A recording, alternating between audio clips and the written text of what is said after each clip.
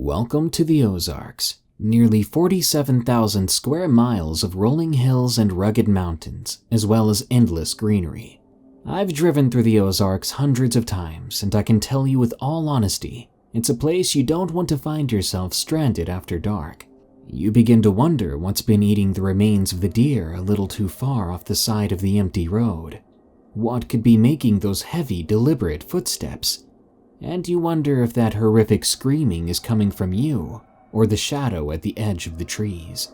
Enjoy these allegedly true scary stories from the Ozarks, and be sure to send me your terrifying tales at darkstories.org. I'd love to hear stories from the Rocky Mountains. Also, let me know in the comments what other geographic locations you want to hear stories from next. For example, the Sierra Nevada or Yellowstone National Park. Also, be sure to follow the Darkness Prevails podcast on Spotify and iTunes if you'd rather listen hands-free. Leave us a review on iTunes too if you can. Thank you. Now, let's begin.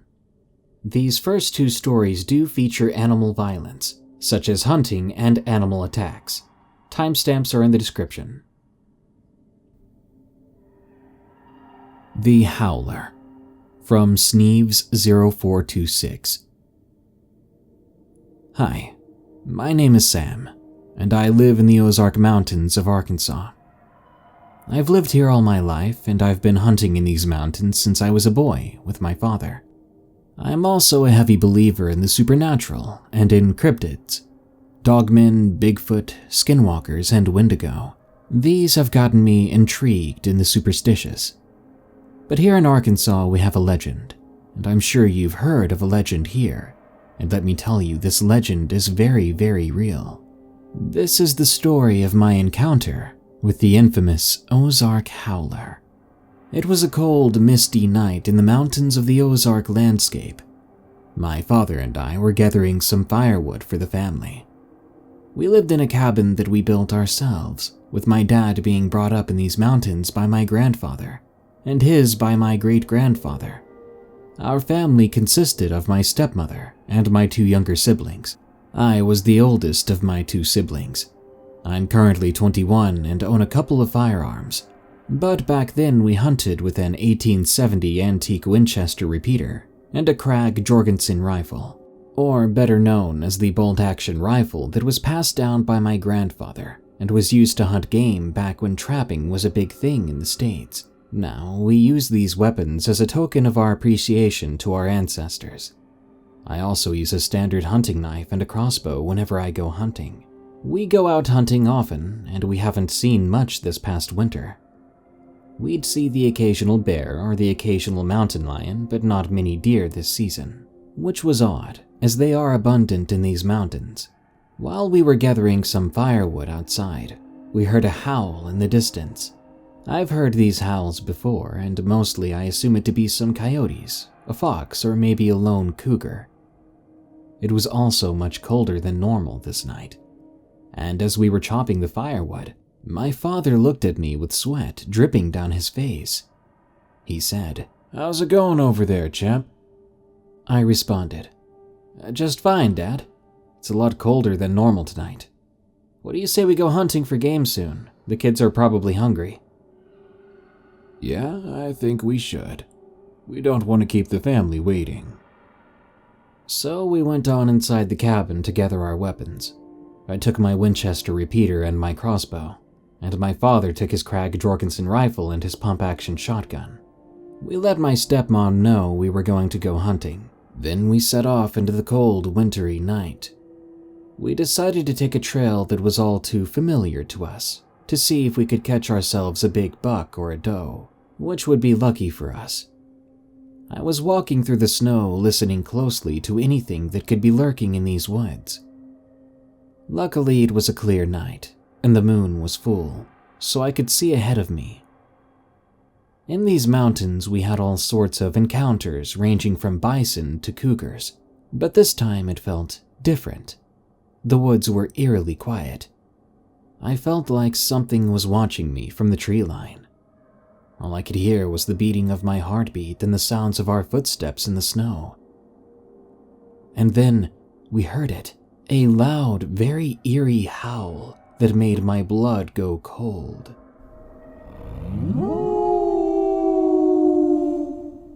I tried to focus on where the sound came from. I looked over at my father, and even he seemed to be on edge. I asked him, "What do you think that was?" "I don't know, son, but I think we should keep it quiet and see if we can down a deer for dinner." I noticed his hands were trembling, but it was a good sight to see that he wanted to keep going. So I went along with him. You see, my dad is fearless, and he's quite a strong man. From what I know, no one would want to mess with him, and to see him want to continue our hunt was a good sign. I kept on listening closely to the sounds that surrounded us as the forest became alive again. Soon I heard something to our left, and up ahead I saw a deer come into the clearing. It was a buck with a very nice set of antlers. He seemed to have not noticed us yet. I quickly but quietly got my crossbow out because I didn't want to frighten the deer. I loaded the crossbow, took aim at the heart of the big buck, and fired. I saw it pierce through the skin of the buck as he tried to run away with the arrow stuck to his heart. We followed the blood trail to the now injured deer as it was letting out cries of pain. I took out my hunting knife and with an act of mercy, I put it down. After that, we heard something to the right of us. I looked down into the tree line to see if anything was there, and I heard a low, deep, guttural growl.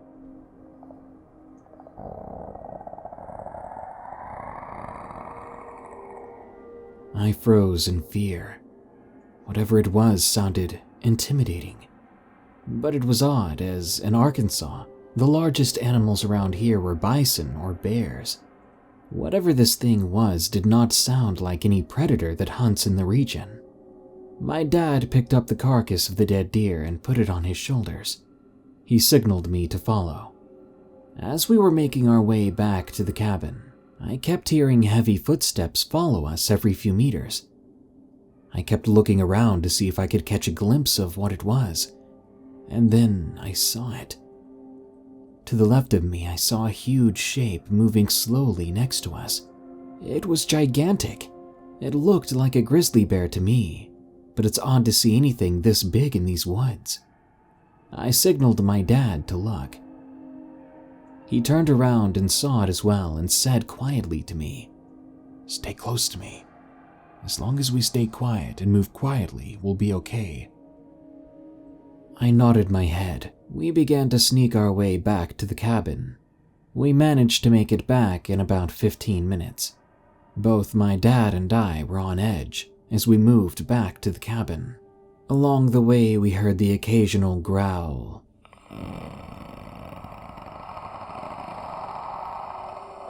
and howl,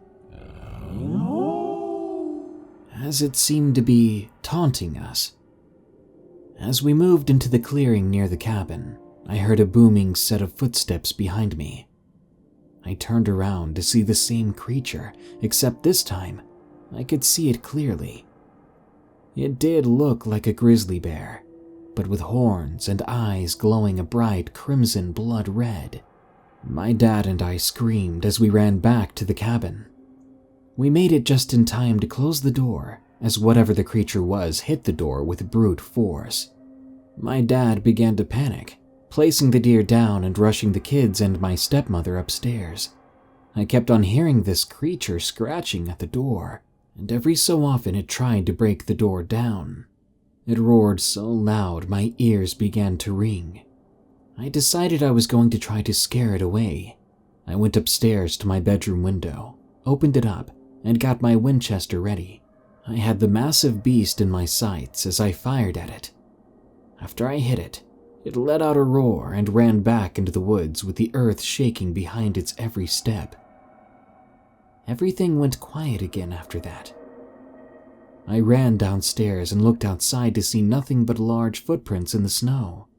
I opened the door and looked at the damage the creature caused, and all I saw were huge scratch marks.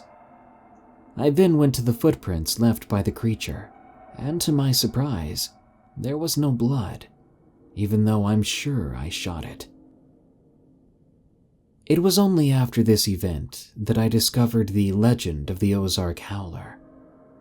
Occasionally, we do hear its howl at night, but my dad and I have learned to respect it. I haven't seen the beast to this day, but Ozark Howler, let's never meet again. The Forest, from John J. I live in a house in Oklahoma, out in the Ozarks. In my time here, since I moved here in 2005 so me and my wife could live close to her parents, I've encountered many things, whether it be supernatural or not. I've seen flashing lights zip through the sky and heard strange howls during morning hikes. Just last week, when my wife drove to the store in town with our 2 kids, they saw huge muddy prints on the porch when they got back. And when she got inside, the dogs were shaken. But the scariest encounter I had was when my brother was visiting us from Utah. He, his wife, and their 3 kids stayed for the week. It was supposed to be a fun week of hiking, hunting, and fishing on our vast property. Our fairly big house was packed with 5 kids and 4 adults, so it's safe to say outside time was much less stressful for me. Nothing happened the first 3 nights, but on the 4th, things started to feel off. When me, my brother, my son, and his eldest son went hunting, something felt weird. I walked faster and faster until I realized I was jogging slowly and I was ahead of our group. Everyone asked why I was rushing like that. I just responded by saying, I don't want to get to the spot too late, that's all. Deep down, I knew I was scared of something watching us. I swear I could hear breathing outside our own. We got to our spot that was perfect for hunting. It was on the far side of the property, so there were more deer here. 3 hours later, and we had nothing. It was getting dark and my son and nephew were bored, so they began to skip rocks in the creek. It was then when we realized the whole time it was very quiet. It was so silent, it was weird and scary to us. My brother made an excuse that we should go home to eat, so we began to walk back, defeated. In front of us as we walked back home, we began to hear a crunch in the woods, and a yell so loud it couldn't be human. It sounded like a screaming girl and a bear mixed into one. I tried to tell myself it was just a mountain lion, but just then, I saw it. A large creature ran across the path. I fell back in shock. The thing had long fur, and it was big like a bear with glowing eyes. I would have said it was a bear, but the horns on it told me otherwise. I tried to think of what it was, but I mainly saw its face and some of the body. We ran home, but I kept telling myself it was a ram or something, but deep down, I knew what I saw was a monster. We were almost home when we heard something running behind us along the trail. It was so fast, we nearly had no time to react. We jumped out of the way, and my brother tried to take a shot at it. I fired at it as well, but the creature ran away into the forest. We recovered quickly and ran inside the house, unaware that everyone else was watching from the back porch after hearing the gunshots. We ran inside, locking the doors and closing the windows, all while trying to explain the situation to everyone in there. My youngest niece, who was only 8 at the time, freaked out. She ran to her older brothers and my kids. Together, they all huddled up scared. My eldest son held his rifle tightly while shaking. After a while, we all sat at the couch trying to forget by watching some TV and playing board games after dinner. But we couldn't think clear. We were all just listening for any sudden moves outside. Our 3 dogs were also scared out of their minds. Even the 2 big ones who stay outside were in here after my daughter protested the idea of them sleeping out there with that monster near us. As the evening progressed, one by one, everyone went to sleep, until the adults were the only ones awake. We played poker and drank coffee until about 11:30, when our dogs went ballistic, barking and jumping and running around, waking everyone. Then we heard a crashing sound from the shop outside. We all were terrified. We grabbed our guns, which were at the ready, and ran out there. My son and nephew were in pursuit behind us. We fired towards the shop, and then crash, it came running out. We all fired at it, a rain of bullets hitting it, yet the creature didn't fall. My brother shot at it too. He knows he hit the side of it. It ran off making noises that sounded like it was running out of air. We all froze. Soon after, my wife and sister-in-law called in my son and nephew. My brother and I decided to see where the thing had went. With our blood pumping, we tracked it, but the tracks quickly ended at one of the creeks on our property. We went back to clean up the shop mess. I was beginning to calm down until I saw the mess of my tools all across the floor, and the old truck I'd been trying to restore had been dented. We cleaned up what we could, then we went inside to sleep, all the while hearing the howls again. That really scared me, but the howls were different. It sounded hurt and sad. Soon the howls were more distant.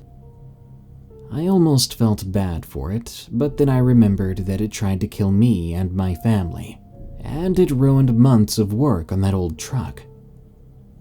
The next morning was normal, and we didn't mention it. That morning I went down the dirt road leading to my neighbor's. I asked him if he'd heard anything last night. He said, "Yeah," in a shaky voice. He then pointed to a hole in the ground. "That thing killed my dog." We talked for a little while. He explained the creature came around 9 o'clock and attacked his dog. He scared it away with a shotgun, but it was too late. I went back home once we were done talking to fix up my shop some more and break the news to my daughter that the neighbor's dog, who she was fond of, had died. The next few days were normal. I thought of the events of that night less and less, and when my brother's family left, things went back to normal. Before I knew it, my week off from work was over. As the years went by, I forgot about the thing more and more, until now, 5 years later, because my brother is coming to visit again in a few weeks with the family. I was happy for a little bit, thinking about being with my brother and my son who's coming back from college for winter break. And then I was reminded about that night. It was years ago, but thinking about it gives me chills. I guess the upside is that it's going to make a good conversation near the fire when they do get here. A Haunted High School in the Ozarks, from J.D. A coworker told me this unforgettable story about his time in high school. I'm going to write this from his perspective. Central High School in Springfield, Missouri is haunted. I know what you're thinking. Every kid says their school is haunted. But my story is different. I saw it. Central was actually the first high school in Springfield. The original brick building with its tower still stands, but has now expanded with many new wings.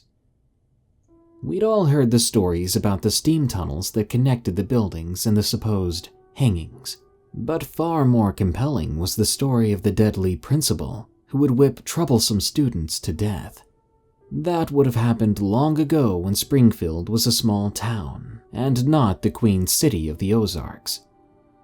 We had heard the rumors, the stories that were likely exaggerated, but being high schoolers, we knew we had to do one thing: be at the school late at night. I was the one who came up with the idea that we needed to join the drama class.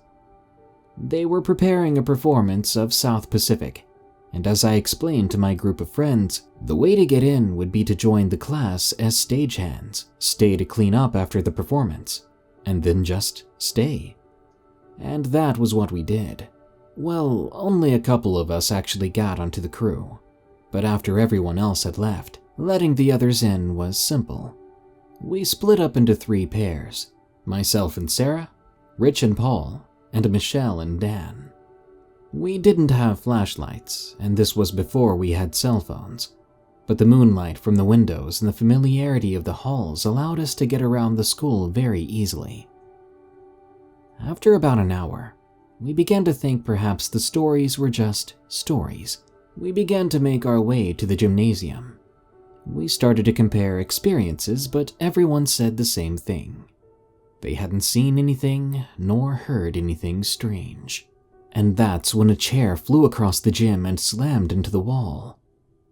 What the heck? I gasped before I saw something else. Swarms of glittering little things crawling across the floor. They were cockroaches.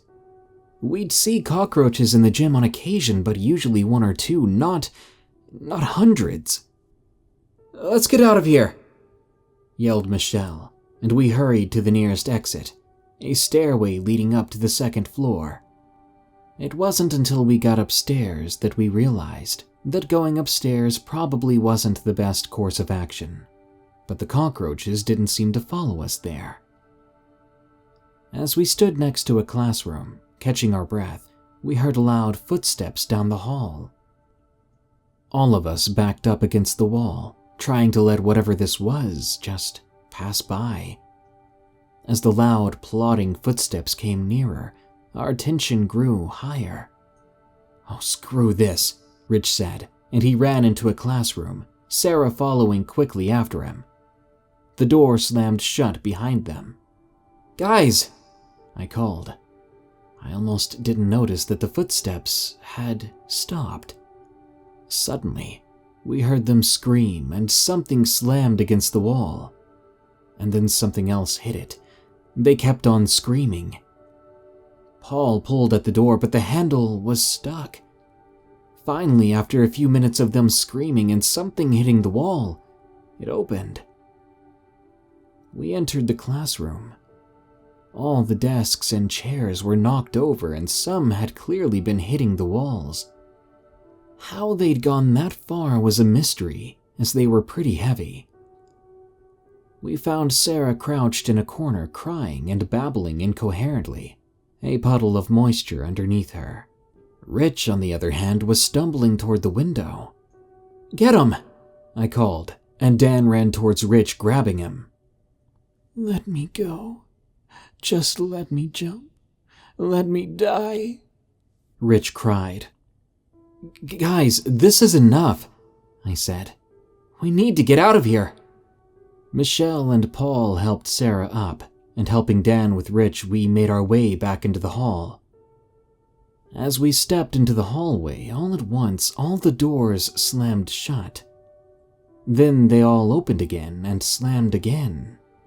"Screw this," Michelle yelled, and she and Paul began hurrying down the stairs, supporting Sarah between them. Dan ran after them, and I pulled Rich after me. The cockroaches downstairs had seemingly dispersed as we made our way to the nearest exit. Pushing at the door, nothing seemed to happen. "Come on, push it!" Michelle yelled, and Paul, Dan, and I struck the door together, forcing it open.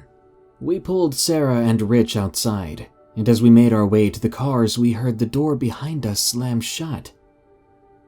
Dan helped Rich to his car while Michelle and Paul brought Sarah to the car they'd arrived in. As for me, I ran to my own car. As I was about to climb inside, I happened to look back at the school, looking at the tower. There, in the top room, was a window. And very clearly, I could see the outline of someone looking out the window directly at us as we made our escape.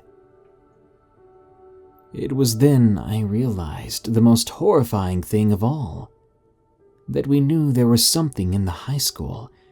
It knew we knew, and we had to go back to class on Monday. Encounter with a Bear, from LaDonna Steele. This happened in 2015 in November. We had bought a piece of land in Highland, Arkansas. For those of you who don't know Arkansas, Highland is between Ash Flat and Hardy near the Missouri border, just under Thayer. It is extremely rugged and woody, with jagged cliffs and hills that would make a billy goat say ouch. Well, our land hadn't been cleared of trees, vines, or rocks ever. It was as wild as you can get. Plenty of copperhead snakes, too. We set up our tent to stay the night and got a good-sized fire going. It was a little chilly. As soon as we settled down for the night, it got really nice and quiet. The partial moon was beautiful, just what you camp for. I couldn't sleep, but my husband was out like a light, so I got up and went outside the tent. I tended the fire a bit and whatnot, trying to get sleepy enough. Now, I'm a trucker, so wild things never scare me unless they're bigger than me. I'm 5'2" and about 160 pounds, strong like stocky strong. You have to be strong if you drive a truck, and willing to go the extra mile if you have to. About 1:30 in the morning, I hear something coming through the knee-high leaves. Something big. Humans sound different when they walk through leaves, so do deer. But this was large and bulky, and it didn't care if you heard it or not. Now, me and hubby had only brought a .22 long rifle with us. We hadn't taken into account that we might run into a predator able to kill us. Way too much city living. This thing is completely black and moving like it has no cares in the world. It could see me, but I couldn't see it fully. Fire is a great thing sometimes. What I mean by that is you can't see anything past the glow of the fire. It's like a wall of light and you're blind. It moves past me to my right at exactly 25 feet out, just out of reach of my small, crappy flashlight, dang it. I think to myself, as I'm wanting that spotlight we left at the house, I didn't think we would need something you could flag a 747 down with. I have an iron rod I was stirring the fire with in one hand, the crappy flashlight in the other. Turning to face the invisible stalker as it circles to the rear of our tent, I walk to the sound of its feet going through the leaves. I'm trying to stay away enough to be able to fight it if I had to. I still don't have a clue what it is. My flashlight beam lands on its eyeshine, great blue eyes. I know from hunting deer they have red eyeshine, and most animals have a red or yellow eyeshine. 100% of the time, blue means cows or horses or bears. Now this eyeshine was a brilliant, beautiful blue. So I run at it, saying, "Ha! Ha!" in as deep a voice as I can muster, just a step or two, stomping. It then stands up on its back 2 legs, and I kid you not, it sniffs me. Now real fear is kicking in like a mother. I now know exactly what it is, and we only have a .22. Shaking, I stand my ground, letting it know I will not back down. It walks off into the fallen trees and brush where I have no hope of seeing it for the rest of the night. That's right, it stayed out of sight, but it stayed there making sounds like sniffing and grunting all night until it was almost dawn. I guess that's the best I've been scared of any animal on Earth. I think all he wanted was the hamburgers we bought, as fast food is a weakness of most bears. I thank God he didn't want those stupid things enough to maul me to death. Do not bring food on overnights in the Ozarks, people. It ain't worth your life. The following story is from an episode from last year, titled 5 Scary Stories to Fall Asleep To. It matches this theme, so I've decided to add it. They told me they'd leave you alone. From Piddy K. They told me they'd leave you alone. I remembered this story when I was driving home late the other night, and just thinking about it really creeped me out. This didn't happen to me, but I did hear it from my ex-girlfriend's grandma years ago, about a friend of hers. We'll call her Grandma Z. Z worked as a therapeutic masseuse at a spa in a nice little town in northwest Arkansas. To give you a bit of an idea of what kind of person Z was, she lived in a little stone cottage with a shrine to a Hindu holy man as its centerpiece, and she carried pipe tobacco in her Volvo to sprinkle on roadkill. Now, she claimed it was a Native American ritual to help ferry the animal's spirit into the next life, or something along those lines. She was a nice enough woman, but obviously a bit eccentric. That being said, she seemed sincere and a little more than creeped out when she told us her story. Another masseuse that Z was close to at the spa, I'll call her M, arrived at work one day in the middle of the week in a haggard state. M was a young woman in her early 30s. She was friendly, and most of the time she had a bubbly personality. But on that day, she was aloof, downcast, and had bags under her eyes. Z noticed this the moment she walked in the door, but with work to do, she waited for a better time to ask M if everything was okay. When lunch came around, Z approached her friend and asked what was wrong. M brushed it off initially, saying that nothing was wrong, that she was simply tired. But Z persisted.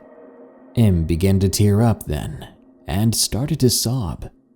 Z embraced her and told her it was going to be all right, that she could share what was on her mind if she needed to. M's sobs subsided a little, and she began to speak, but then stopped. What she had to say, she told Z, was too crazy, and Z would never believe her. Z told M that she'd be surprised at what she may or may not find believable. So M composed herself a bit, and then began her story. M, her husband, and young son lived in a house about 20 miles outside of town. The house and the property were beautiful, essentially the couple's dream home. It included plenty of acreage nestled in a valley in the Ozark Mountains, and the house had a huge picture window in the living room, overlooking the valley and the forested mountains beyond. The night before, she'd awakened around 3:00 a.m. Nothing had startled her awake, no nightmares, no having to pee, but something had definitely awakened her, something that she wasn't aware of just yet. She lay in bed in the dark for a while, listening in the silence, trying to go back to sleep, but she couldn't. She then carefully rolled out of the bed, trying not to wake her husband, and then she made her way through the dark house to the kitchen for a snack. As she walked through the lightless living room, she looked out of the picture window and froze. There was something standing on the deck just outside, a small silhouette outlined in starlight. She studied the shape in wide-eyed fear as it stood motionless on the deck overlooking the valley. It seemed to be looking up.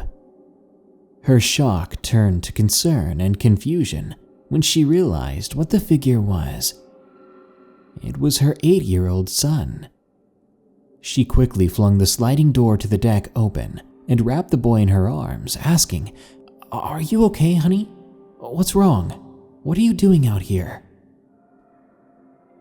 I'm looking at the lights," he said. Then he pointed out into the clear night sky. She followed the direction of his finger and saw several orbs of soft red, blue, and orange lights hovering over the valley. They were like bright stars at first, but then they moved slowly, deliberately into a formation. First a line, and then a cross, and then a diamond, and finally something that resembled the Big Dipper. There was nothing natural about their movement. They could not be shooting stars or aircraft. They weren't moving like that.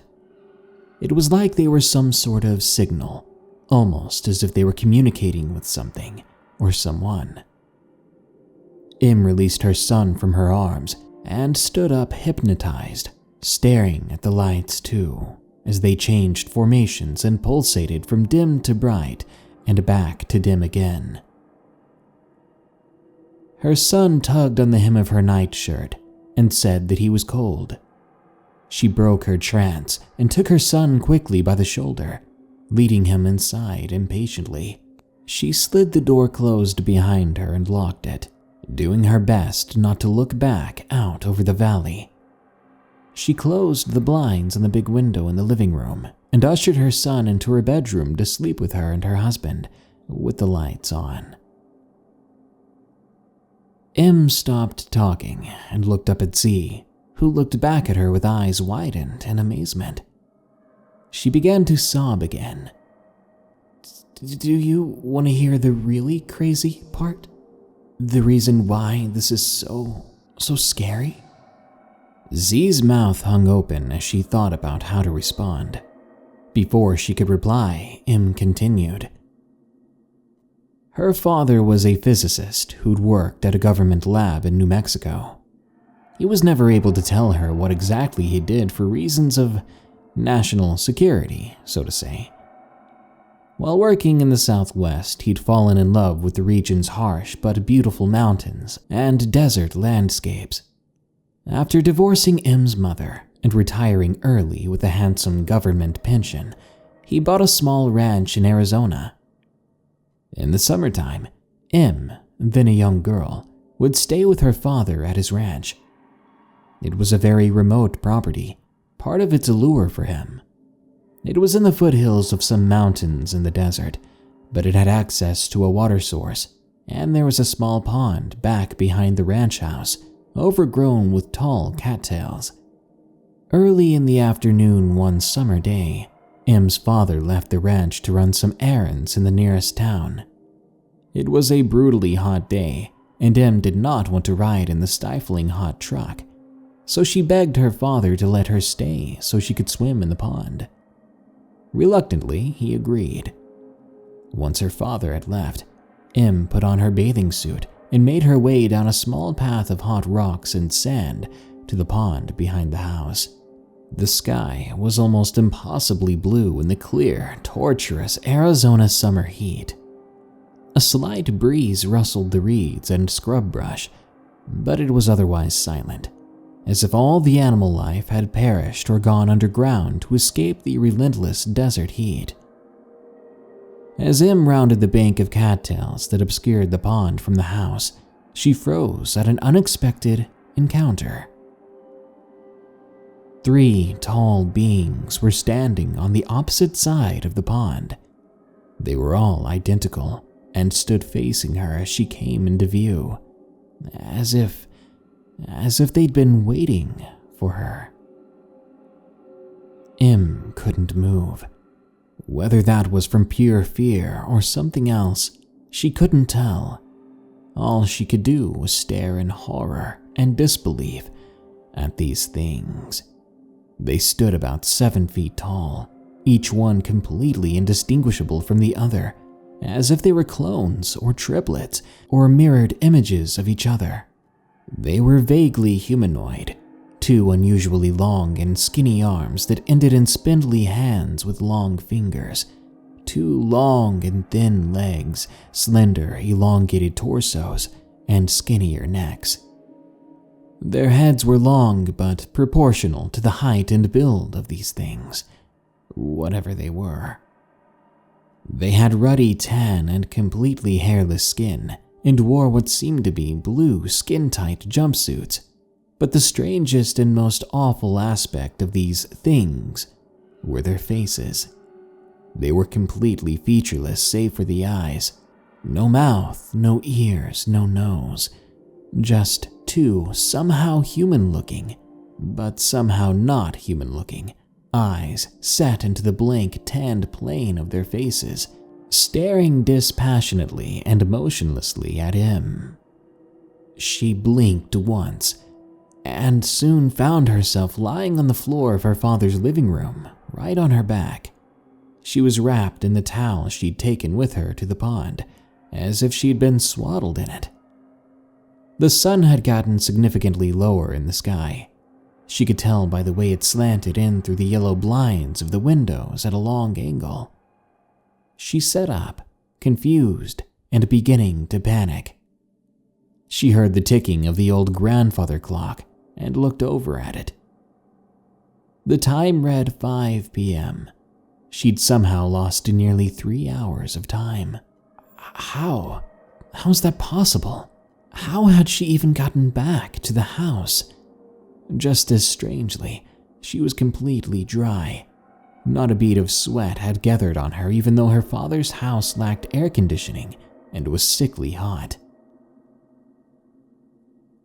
Her father arrived not long afterward, pulling his truck down the long driveway of the ranch. When he entered the house with his sack of groceries, he found Em in a state of distress. She told him in a panicked frenzy what she'd seen, what had happened to her at the pond, how she'd somehow lost 3 hours of her life.